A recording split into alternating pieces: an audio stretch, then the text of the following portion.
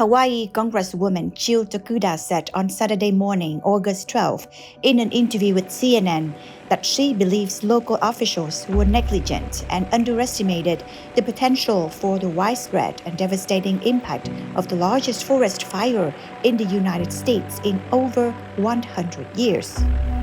As of Saturday morning, over 80 people have lost their lives, and this tragic number is expected to rise. Officials have reported around 1,000 people still missing.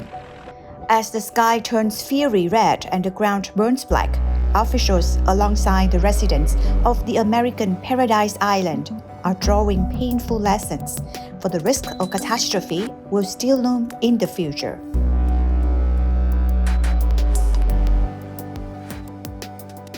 It's not like hurricane force winds are unknown to Hawaii, or dry brush or red flag conditions, Tokuda said on CNN when asked to address the wildfires in her home state. Forest fires usually intensify due to two factors: strong winds and combustible fuel. Both are readily available in Hawaii. The recent passage of Hurricane Dora brought strong winds to the U.S. state, accelerating the spread of the flames. Additionally, Hawaii's vegetation consists mainly of invasive grass species prone to ignition. Originally brought from Africa to the archipelago for livestock and ornamental purposes, these grasses have proliferated and overgrown native plants. Referring to a 2018 hurricane that hit Hawaii, causing devastating brush fires on Maui and Oahu, Tokuda added, "We saw this before in Hurricane Lane.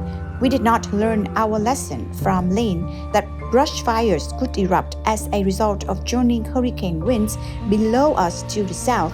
We have got to make sure that we do better." The specific cause of the forest fire remains unclear. Up to now, it's only known that the initial bushfires spread rapidly due to strong winds and dry, hot conditions. The flames quickly reached densely populated areas.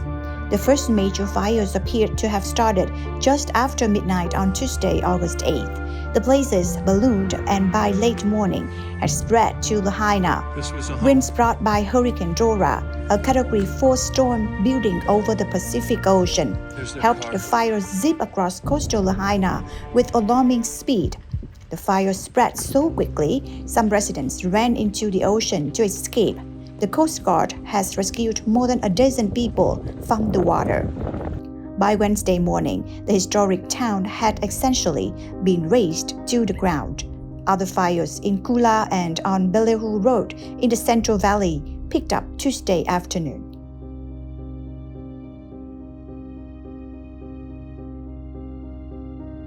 The speed and strength of the blazes took local officials by surprise. "We've never experienced a wildfire that affected a city like this before," Governor Josh Green said during a press conference on August 10th. Last year, Hawaii officials released an emergency management plan that described the risk of wildfires to human life as low. A 2014 report by Hawaii fire researchers warned the area of Lahaina was at an extremely high risk of burning. The town of Lahaina is located on Maui Island, an area always harboring dangers. In 2020, Maui County updated its evacuation plan, identifying Lahaina and the West Maui community as frequently threatened by forest fires. The report also noted that in West Maui, non-English-speaking households would face the highest risk of vulnerability. Following closely were families without personal transportation. This could limit the ability to receive and understand information from residents for swift action in hazardous situations. A passage in 2020 evacuation plan report reads,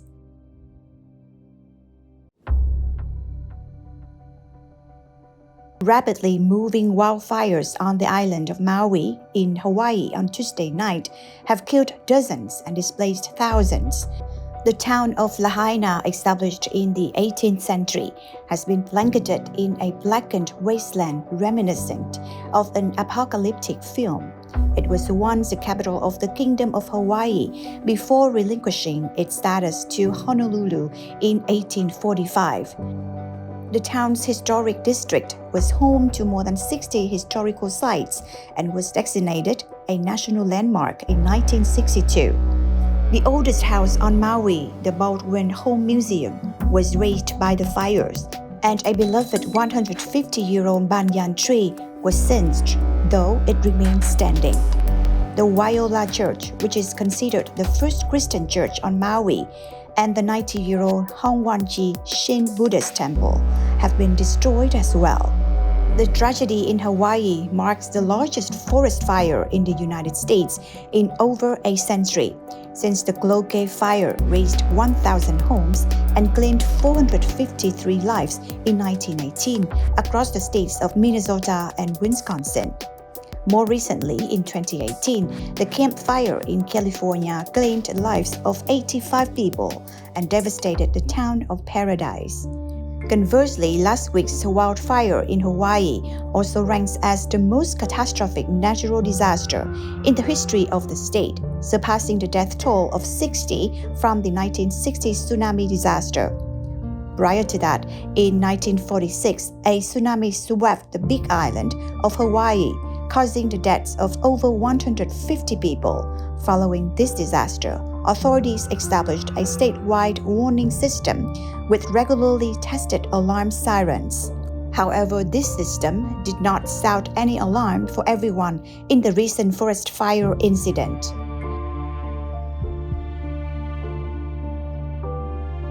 State emergency management records showed no indication that warning sirens were triggered before the fires, but Governor Josh Green said it has been too early to know whether the emergency siren system failed.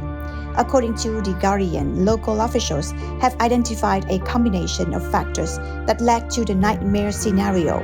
Specifically, the state communication network experienced disruptions, while strong winds and multiple concurrent wildfires complicated the task of issuing warnings and evacuating residents. Officials mentioned that warning messages were sent to mobile phones and broadcasted on television and radio. However, power outages and loss of mobile signal likely resulted in these alerts not reaching people in a timely manner. State Attorney General Ann Lopez stated that she has been reviewing the decision-making process of the state government, both before and during the occurrence of the fire.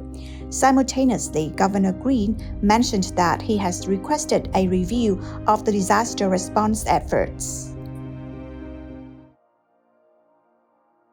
Currently, some survivors of the wildfire disaster have returned to their homes to address the damages, clean up, search for loved ones, and even make arrangements for the deceased. Former Fire Chief Jeff Boga and his friend of 35 years, Franklin Trejos, stayed behind in Lahaina to assist those around them and protect Boga's home. However, as the flames drew closer around noon on Tuesday, they realized that they had to abandon their efforts and leave.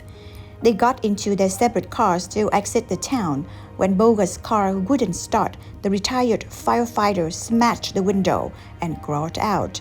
He was found by a patrolling officer and taken to the hospital. Unfortunately, Trejo's outcome was not as fortunate. When Boga returned home as the fire subsided, he discovered the body of his 68-year-old friend in his car. Next to him lay the body of his 3-year-old dog, Sam, who Trejos had tried to protect. Bill Wyland, who has an art studio on Front Street in Lahaina town, also had to urgently drive away from the inferno. He recounted that while trying to withstand winds exceeding 112 kilometers per hour, he passed a cyclist who was pedaling as fast as possible to save their lives. It's something you've only seen in apocalypse movies, Wyland shared. He realized just how lucky he was when he returned to downtown Lahaina on Thursday and found rows of cars reduced to charred flames. On the ground, there was hardly anything left standing, including Wyland's art studio and the works of around 30 artists. A resident named Kimo Kurtman returned home to find the remains of his 2 dogs and beloved cat. as he didn't have time to evacuate them. Kimo stated, "It's like a battlefield here." Efforts to contain the fire on Maui were hindered by limited personnel and equipment, as reported by The Guardian. Bobby Lee, the president of the Hawaii Firefighters Association, stated that there were a maximum of 65 firefighters working simultaneously, but they were responsible for all 3 islands, Maui, Molokai, and Lanai. Resident Riley Curran mentioned that he began his escape from the fire at his home on Front Street in Lahaina town after climbing onto a nearby building to better assess the fire's speed. He didn't believe that the authorities had the capacity to control a fierce and rapidly moving fire like this. It's not that they weren't trying, but the fire just turned into a monster so fast, Curran shared. The man further added that he had witnessed horrific wildfires while growing up in California. However, he stated, "I have never seen a fire that could just consume an entire town within 4 hours." John Pelletier, the Maui County Police Chief, revealed that search and rescue dogs are being deployed to locate missing individuals and remains. However, they currently cover only about 3% of the search area. "We have a search area that's at least 5 square miles, and there are a lot of our loved ones out there." 89 victims have been identified so far. Currently, none of us really have a true number as to how high that number might go, Chief Pelletier stated during a press conference. Search teams have marked standing structures with bright orange X to indicate that bodies have been searched for inside. Locations where remains have been found are marked with HR for human remains. Additionally, forensic work is ongoing to identify the victims. Authorities are conducting DNA analysis on the 89 sets of remains that have been located. Currently, mobile communication in Hawaii is sometimes still experiencing difficulties. As of the weekend, 30 cell towers remained unrepaired. Power outages are anticipated to persist for several weeks on the western side of Maui. In such circumstances, many people are still anxiously awaiting news of their missing relatives, unsure of whether they are alive or deceased. The Maui Fire Department's limited manpower has been supplemented by assistance from the state and federal levels, including the National Guard, to combat the fires. Maui Island have approximately 65 firefighters working at a time, with 13 fire engines designed for urban areas rather than rock terrain. As of Sunday, 6 wires were still burning on Maui and the Big Island. Officials reported that the massive fire that attacked Lahaina town has been contained to over 85%, but many historic structures of the town were consumed. Firefighting crews are still battling multiple places across the Hawaiian archipelago, including areas and ecosystems that have not previously faced such severe wildfire threats. Experts note that while the widespread fires across the islands result from various factors, the undeniable exacerbation by the climate crisis cannot be ignored. Recovery efforts are progressing slowly, as reported by The Guardian and NBC News. Despite thousands of tourists evacuating the island, thousands of local residents are in need of housing.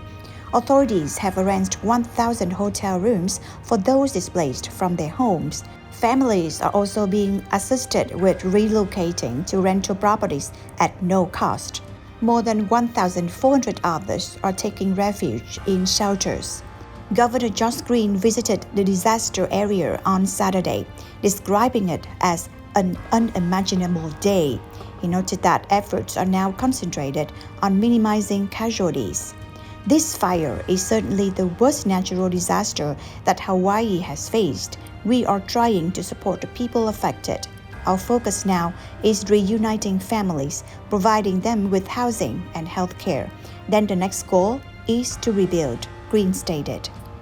The Maui County Water Department issued warnings on Friday about unsafe water sources in some areas due to the effects of the wildfires. Residents in those areas were advised to use bottled water. the Maui Humane Society appealed for assistance in helping affected humans and animals, primarily by providing shelter for them. The Maui Food Bank announced the establishment of 3 donation and emergency food distribution centers. Hawaiian Electric, the power company serving Maui and providing services to 95% of the state's residents, is under a thorough examination for not implementing a public power shutoff plan to address the potential of large wind events leading to wildfires. After addressing the immediate aftermath, the process of rebuilding will commence. The estimated cost of reconstructing the damaged structures is around $5.2 billion, according to the Pacific Disaster Center and the Federal Emergency Management Agency. More than 2,200 structures need repair or rebuilding, and the burned area covers up to 850 hectares. The wildfires in Hawaii are currently showing signs of subsiding as Tropical Storm Dora moves away and the winds weaken. However, several challenges remain, including the prospect of increased future drought conditions and the vulnerability of Hawaii's plant cover, which is dominated by non-native grasses that become hazardous fuel during dry seasons. Simultaneously, disaster response plans and evacuation strategies in Hawaii will need comprehensive review to prevent a recurrence of such tragic situations in the years ahead. Our World Affairs for today concludes here. Thank you for watching. Goodbye and see you again tomorrow.